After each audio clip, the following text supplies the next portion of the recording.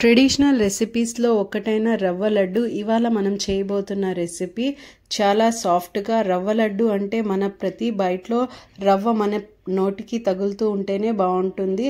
అలానే పంచదార కూడా. సో ఎలాంటి పాకం లేకుండా ఈ రవ్వ లడ్డుని ప్రిపేర్ చేసుకుందాము.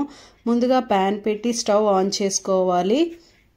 ప్యాన్ కాస్త వేడైనాక ముందుగా నెయ్యిని యాడ్ చేసుకుందాము. ఫస్ట్గా జీడిపప్పు వేసి వేయించుకోవాలి. జీడిపప్పు కాస్త వేగిన తర్వాత కిస్మిస్ని వేసి వేయించుకోవాలి. వీటిని బయటికి తీనవసరం లేదు, అలా ఉంచేస్తే సరిపోతుంది. నేను ఇక్కడ 2 కప్పుల వరకు బొంబాయి రవ్వ తీసుకున్నాను.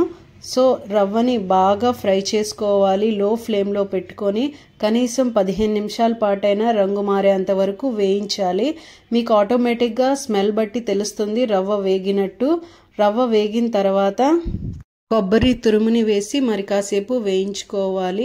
నేను ఇక్కడ కోకోనట్ పౌడర్ని తీసుకున్నాను. సూపర్ మార్కెట్లో దొరుకుతుంది కదండి.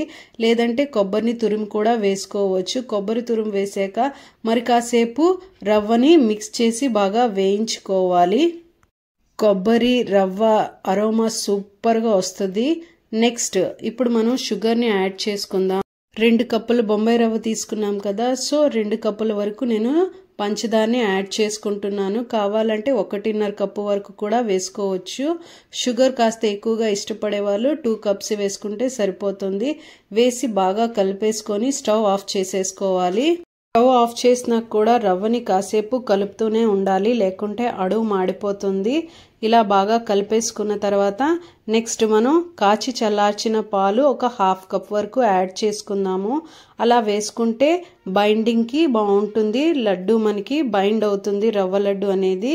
నెక్స్ట్ నేను మధ్యలో నెయ్యి కూడా యాడ్ చేస్తూ ఫ్రై చేసుకున్నాను. సో అది రికార్డ్ అవ్వలేదు. మధ్యలో నెయ్యి కూడా యాడ్ చేసుకోవాలి.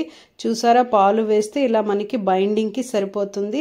ఇలా ఉండలుగా చుట్టేసుకోవటమే. చుట్టేటప్పుడే మనం జీడిపప్పునో లేక కిస్మిస్నో అద్దుకొని చుట్టేసుకుంటే సరిపోతుంది. వేడిగా ఉన్నప్పుడే ఇలా లడ్డు చుట్టుకోవాలి. చల్లబడింది అనుకోండి మళ్ళీ బైండింగ్ అవ్వదు. సో అంతే.